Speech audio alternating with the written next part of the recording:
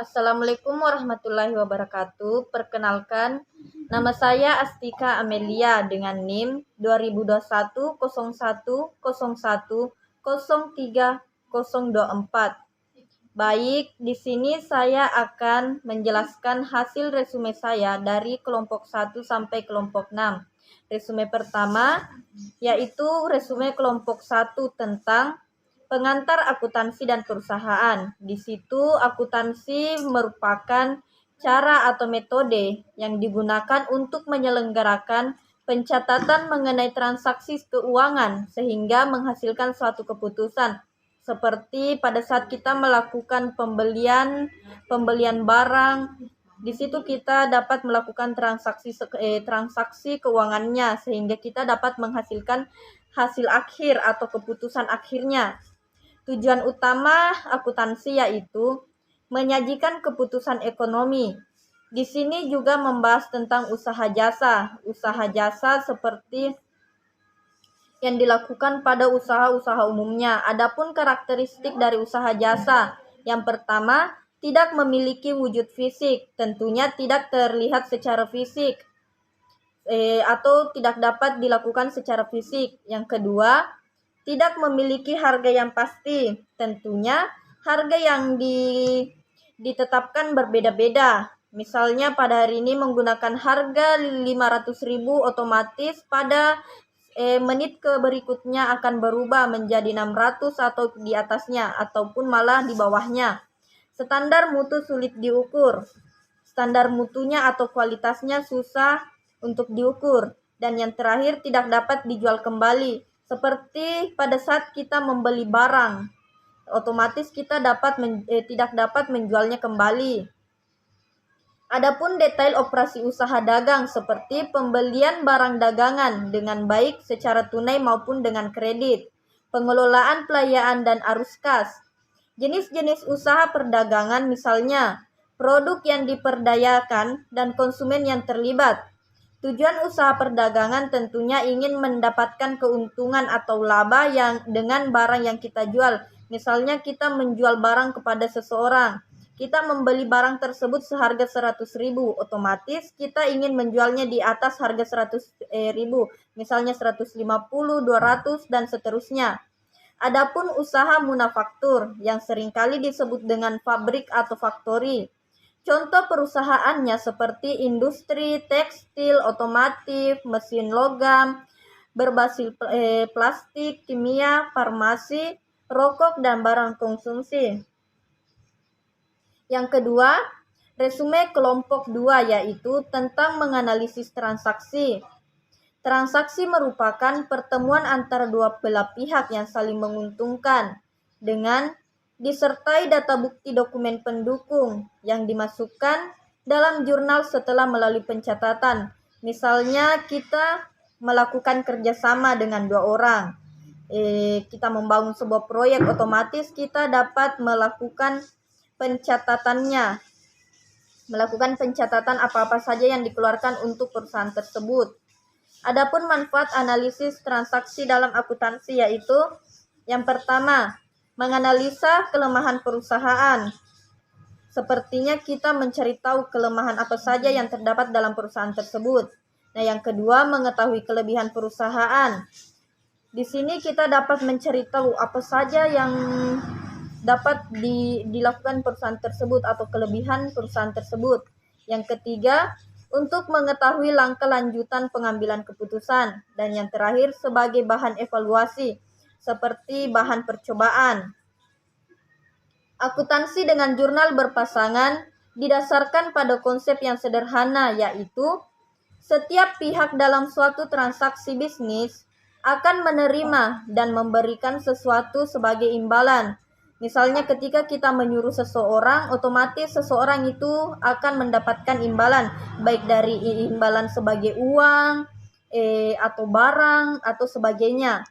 Daftar saldo adalah sebagai suatu daftar yang berisi seluruh jenis nama akun beserta saldo total dari setiap akun yang disusun secara sistematis, sesuai dengan kode akun yang bersumber dari buku besar perusahaan pada periode tertentu. Resume kelompok 3 yaitu tentang proses penyesuaian. Jurnal penyesuaian adalah suatu proses penyesuaian tentang catatan atau fakta yang sebenarnya pada akhir periode akuntansi. Misalnya, kita melakukan pencatatan kebenaran yang terjadi. Nah, di situ kita akan tampilkan pada akhir periodenya atau pada akhir masanya. Jurnal penyesuaian dapat disusun berdasarkan perolahan data hasil penyesuaian akhir periode. Fungsinya yaitu untuk menetapkan saldo catatan akun buku besar dan menghitung setiap perkiraan nominal. Misalnya, kita membeli barang namun barang itu sudah ditetapkan harganya, otomatis kita tidak dapat menawarnya lagi dan kita dapat menghitung setiap perkiraan nominalnya. Ada beberapa jenis jurnal penyesuaian. Yang pertama, fungsi historis, yaitu transaksi yang harus dicatat, dianalisis buktinya dan dikelompokkan atau dicatat secara sistematis sesuai dengan urutan waktu. Yang kedua, fungsi analisis, yaitu transaksi yang dicatat harus dianalisis buktinya dulu dan dikelompokkan dalam sisi debit atau kredit. Yang ketiga, fungsi instruktif, yaitu pencatatan jurnal merupakan perintah untuk melakukan pemindahan dalam buku besar. Dan yang terakhir, fungsi informatif, yaitu dengan melihat jurnal Anda dapat mengetahui informasi suatu transaksi. Adapun tujuan dari jurnal penyesuaian yaitu pertama, untuk bisa memastikan adanya mixed account. Dan yang kedua, agar di akhir dari sebuah periode. Ketiga, untuk bisa menampilkan jumlah pendapatan. Seperti kita dapat menampilkan berapa pendapatan yang kita dapatkan pada bulan ini. Atau berapa pendapatan yang telah kita dapatkan dalam 1 tahunnya. Yang keempat, meminimalisir adanya kesalahan akibat pos-pos antisipasi. Di sini kita dapat mengetahui kesalahan-kesalahan apa saja yang terjadi. Dan yang kelima, menjaga sebuah konsistensi yang sudah ditetapkan. Misalnya peraturan yang telah ditetapkan kita tidak dapat merubahnya kembali. Resume kelompok 4 yaitu tentang penyelesaian siklus akuntansi. Dalam siklus akuntansi terdiri dari beberapa proses. Dimulai dengan adanya transaksi, kemudian dilakukan pencatatan pada jurnal, dan selanjutnya dilaporkan pada laporan keuangan. Misalnya di sini kita melakukan transaksi pada seseorang, kemudian kita melakukan pencatatannya, dan yang terakhir kita laporkan pada laporan keuangan. Ada 3 tahap proses menyelesaikan siklus akuntansi yang dapat dilakukan. Yang pertama, neraca jalur, yaitu kertas kerja atau yang sering disebut dengan worksheet, yang sering digunakan untuk mengumpulkan dan meringkas data yang dibutuhkan dalam rangka menyiapkan laporan keuangan, seperti kita menyiapkan laporan keuangan untuk kita laporkan kepada atasan. Tujuan pembuatan neraca jalur untuk memudahkan penyusunan laporan keuangan. Otomatis kita dapat dipermudah dalam penyusunan keuangan. Yang kedua, sarana menggolongkan dan meringkas informasi neraca saldo serta memperkirakan hal-hal yang mungkin akan terjadi. Sepertinya kita memperkirakan kita telah membuat perkiraan jika uang ini akan terkumpul segini. Yang kedua, neraca penutup, yaitu yang dibuat untuk rekening akun-akun sementara menjadi bersaldo nol pada akhir periode. Komponen yang terlibat dalam akun sementara adalah pendapatan, pengeluaran, serta laba yang harus ditutup pada akhir tahun. Adapun tujuan dari neraca penutup yaitu pembuatan jurnal penutup adalah reset saldo sementara menjadi nol di jurnal umum, sistem dokumentasi untuk keuangan perusahaan. Dan yang terakhir, tahap terakhir adalah neraca balik, yaitu digunakan untuk jurnal akuntansi yang membalikkan jurnal penyesuaian agar proses laporan dapat membentuk akun neraca. Seperti melakukan pembalikan jurnal untuk membentuk sebuah akun neraca, untuk menjadikannya sebuah akun neraca. Ada beberapa fungsinya. yaitu mempermudah pencatatan transaksi, mempermudah kita dalam pencatatan transaksi. Misalnya kita ke Indomart, di situ kita melakukan transaksi, menyederhanakan jurnal penyesuaian, dan menghindari kesalahan pembuatan jurnal penyesuaian. Yang kelima, resume kelompok 5 yaitu tentang akuntansi perusahaan dagang. Perusahaan dagang memiliki kegiatan utama memberi dan kemudian menjual barang dagangan, seperti kita memberikan sesuatu kepada seseorang, kemudian seseorang tersebut menjual barangnya. Karakteristik perusahaan dagang yaitu memiliki aktivitas utama berupa membeli, menjual, dan menyimpan.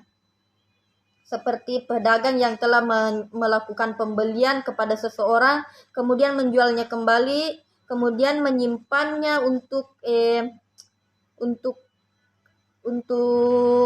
persediaan, seperti persediaan di tokonya. Ada 3 tahap cara menyusun laporan keuangan perusahaan dagang, yaitu seperti melakukan pencatatan, kemudian pengiktisaran, dan kemudian langsung melakukan pelaporan. Adapun jurnal transaksi perusahaan dagang antara lain jurnal umum, periodik, jurnal umum perpetual, jurnal khusus pengeluaran cash, jurnal penerimaan cash, jurnal khusus penjualan, jurnal khusus pembelian, dan jurnal memorial. Di sini jurnal umum periodik seperti dalam metode periodik atau fisik melakukan perpindahan barang dagangan, baik yang masuk maupun keluar, tidak akan dicatat. Selain itu, akun persediaan barang dagangan tidak bisa dicatat di debit. Jurnal umum perpetual seperti melakukan transaksi pembelian barang dagangan dapat dicatat dengan mendebit akun persediaan barang dagangan sebesar harga pokoknya. Yang ketiga, jurnal khusus pengeluaran cash yaitu jurnal yang dibuat untuk mencatat semua transaksi yang berhubungan dengan pengeluaran uang atau pembayaran uang tunai. Di sini kita dapat melakukan transaksi secara tunai. Kemudian jurnal penerimaan cash yaitu untuk mencatat semua transaksi yang berkaitan dengan penerimaan cash. Seperti yang dilakukan pada Indomart, di situ ketika kita membeli barang-barang akan dilakukan transaksi, kemudian kita dapat membayar secara cash atau menerimanya secara cash. Jurnal khusus penjualan merupakan bentuk buku jurnal yang digunakan khusus untuk mencatat semua transaksi. Nah, yang berikutnya jurnal khusus pembelian yaitu untuk mencatat transaksi pembelian barang dagangan secara kredit. Yang terakhir, jurnal memorial yang digunakan untuk mencatat transaksi-transaksi yang tidak dapat dimasukkan ke dalam jurnal khusus di atas titik, misalnya yang melibatkan debit memo. Nah, resume terakhir pada kelompok 6 yaitu tentang persediaan dalam akuntansi. Persediaan adalah pos-pos aktiva yang dimiliki oleh perusahaan untuk dijual dalam operasi bisnis normal atau barang yang akan digunakan. Klarifikasi persediaan dapat dibedakan menjadi 2. Ada 2 sistem yaitu sistem permanen dan sistem produk. Di sini sistem permanen yaitu melakukan pembukuan atas persediaan secara terus-menerus. Nah, yang kedua sistem produk yaitu pada setiap akhir periode dilakukan perhitungan fisik atau melakukan perhitungan secara fisik untuk menentukan jumlah persediaan akhir. Perbedaan menggunakan kedua tipe metode tersebut yaitu pada akun yang digunakan untuk mencatat pembelian persediaan metode dalam penentuan nilai persediaan yaitu metode FIFO, metode rata-rata, dan metode identifikasi khusus. Dalam sistem penilaian persediaan secara sistem perpetual terjadi mutasi persediaan dicatat dalam akun persediaan yang digunakan. Pada saat terjadi transaksi penjualan dengan membuat kartu persediaan barang secara lengkap yang memuat kuantitas harga satuan, jumlah harga baik untuk lajur masuk keluar maupun sisa. Baik, mungkin itu saja yang dapat saya sampaikan. Apabila ada kesalahan kata mohon dimaafkan. Saya akhiri dengan ucapan wassalamualaikum warahmatullahi wabarakatuh.